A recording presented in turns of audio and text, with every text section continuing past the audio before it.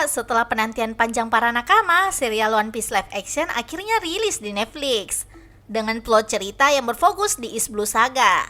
Adaptasi kali ini benar-benar memberikan warna baru di kalangan para fans. Walaupun ada beberapa perubahan dari segi alur cerita, tetapi masih mengambil referensi dari versi originalnya. Mengingat Oda Sensei juga ikut terlibat dan mengawasi proses pembuatan series adaptasi ini. Oke deh Kak, tanpa perlu berlama-lama lagi, langsung aja kita masuk di alur ceritanya. Tapi sebelum itu kita intro dulu ya.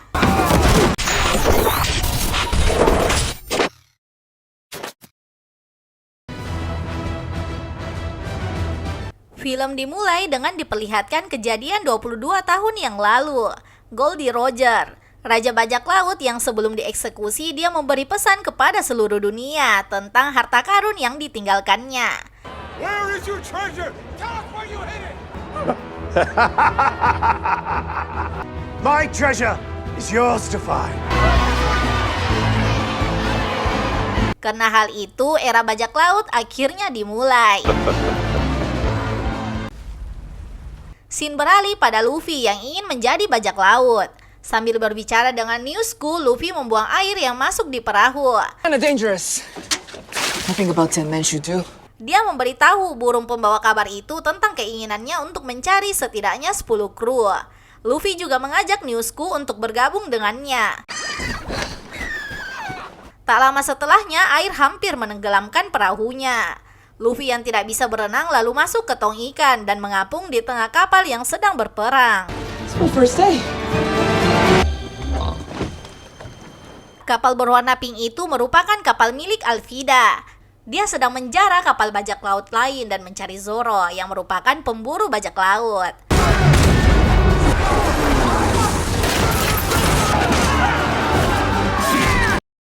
Alvida yakin namanya ada di daftar buruan Zoro. Tapi salah seorang dari mereka menyangkal perkataannya yang membuat Alvida langsung menghabisinya. Malam hari saat Koby membersihkan senjata Alvida, dia melihat Tong bergerak dan saat mendekatinya ternyata itu adalah Luffy yang tadi mengapung di lautan. Luffy menenangkan Koby karena niat Luffy bukan menyusup, tapi hanya mencari makanan. I'm starving. Luffy memperkenalkan diri sebagai bajak laut yang membuat Koby tidak percaya. Luffy pun menceritakan kenangan masa lalunya tentang Shanks, seorang bajak laut yang sangat baik. Shanks, he's back. Setiap Shanks datang, Luffy menghampiri dan menawarkan diri untuk menjadi krunya, tapi ditolak. I can do it, Shanks. I'm not joking. I'm ready to join your crew. Hal itu membuat Luffy marah dan ingin membuktikan tekadnya. Dia melukai wajahnya. Shanks tidak marah dan hanya mengobatinya. You didn't get your eye. Luffy juga memberitahu Koby keinginannya mencari One Piece di Grand Line. Tapi Koby mengatakan kalau di sana tempat yang sangat berbahaya dan dijuluki sebagai kuburan bajak laut. That's impossible. Every pirate in the world is after that. It sounds kind of fun. Tiba-tiba Luffy mendengar sesuatu. Dia mengira suara dengkuran Alvida sebagai suara monster laut. Saat ingin pergi, Luffy tidak sengaja membangunkan Alvida dan semua krunya. Tapi bukannya takut, dia bahkan memperkenalkan dirinya. What's the meaning of it? I'm Monkey D, Luffy. Alvida yang bertanya pada semua bawahannya tentang siapa bajak laut terkuat. Semua menyebutkan namanya, kecuali Luffy dan Koby. Karena berpikir kalau Koby berkhianat, Alvida pun ingin menghabisinya. Tapi berhasil dihalangi oleh Luffy. Dia berhasil membuat semua orang di kapal tersebut kaget saat peluru yang mengenainya terpantul dan tidak melukainya sama sekali. Luffy mengakhiri pertarungan dengan jurus gomu-gomu andalannya. Keesokan harinya, Luffy lanjut menceritakan masa lalunya pada Koby yang penasaran. Luffy tidak sengaja makan buah iblis milik Shanks. Itu yang menyebabkannya jadi manusia karet.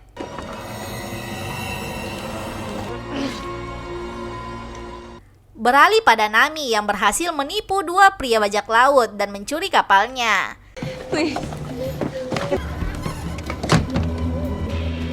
Thanks for the rescue. Scene lain diperlihatkan Zoro yang bertarung dengan Number 7 karena menolak ajakannya bergabung, yang tentu saja dengan mudah dikalahkan oleh Zoro.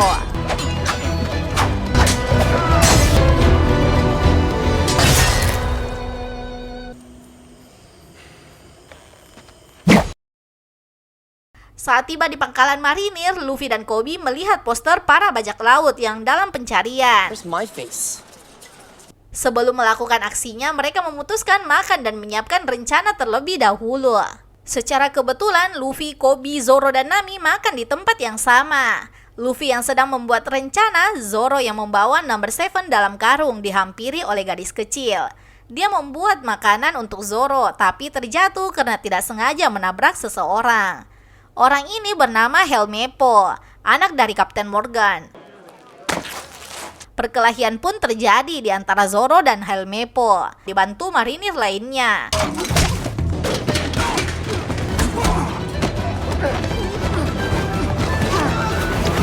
Kekacauan itu dimanfaatkan oleh Nami untuk merampas salah satu seragam marinir. My father will give you anything you want. And then he owes me money. Next diperlihatkan Zoro mendatangi Kapten Morgan untuk mendapatkan uang imbalan. Di sini Morgan menawarkan Zoro dua pilihan, ikut bersamanya dan menjadi marinir atau dijemur selama 7 hari tanpa makan dan minum karena telah menyerang marinir. New career. Or the old. Going on. Doesn't leave much time for playing. Scene berikutnya diperlihatkan Helmeppo membawa pedang Zoro dan mendatanginya yang telah menerima hukuman. Helmeppo terus saja bicara dan menghinanya. Saat dikagetkan, Helmeppo menghunuskan pedangnya pada Zoro. You'll be the one begging.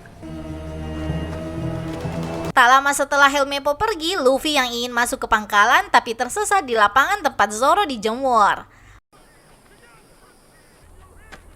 Luffy mengenalinya dan mengatakan kalau Zoro orang yang baik. Zoro pun memperkenalkan dirinya sebagai pemburu bajak laut. Luffy juga memperkenalkan dirinya dan mengajak Zoro untuk menjadi krunya. Tapi ditolak. I'm Roronoa Zoro. Pirate. Hunter.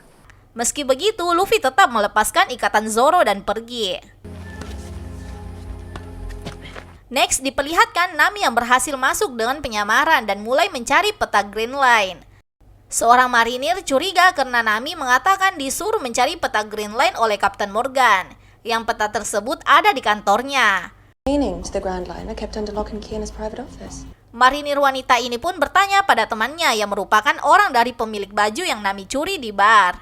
Nami pun membuat pingsan keduanya. Tak lama berselang, Luffy berhasil masuk di tempat yang sama dengan Nami. Saat ingin diserang, Luffy menyuruhnya berhenti karena dia tahu kalau Nami bukan marinir. Mereka pun menuju kantor Morgan. Office. Map's there. Right? Di perjalanan mereka bertemu Kapten Morgan. Nami akhirnya menyamar sebagai marinir yang baru saja dimutasi. Dan Luffy sebagai tahanan. Morgan pun percaya lalu pergi. Carry on.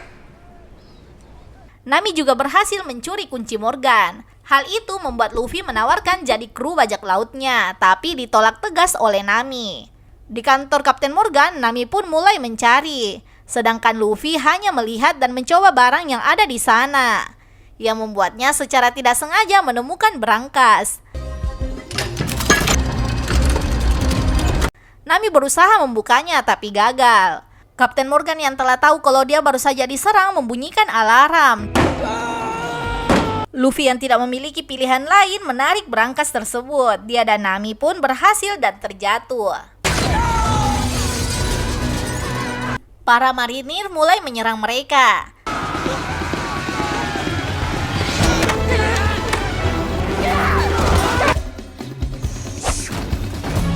To kill me. Oh no. Zoro yang telah menyelesaikan urusannya dengan Helmeppo ingin beranjak pergi.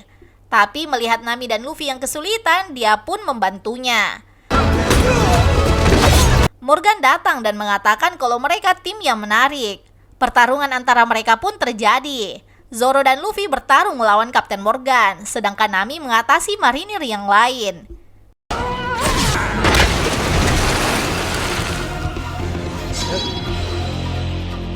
Di sini Zoro menggunakan 3 pedangnya yang sejak kemarin membuat Luffy penasaran. That's where it goes. Kerjasama tim yang bagus membuat mereka mengalahkan Morgan.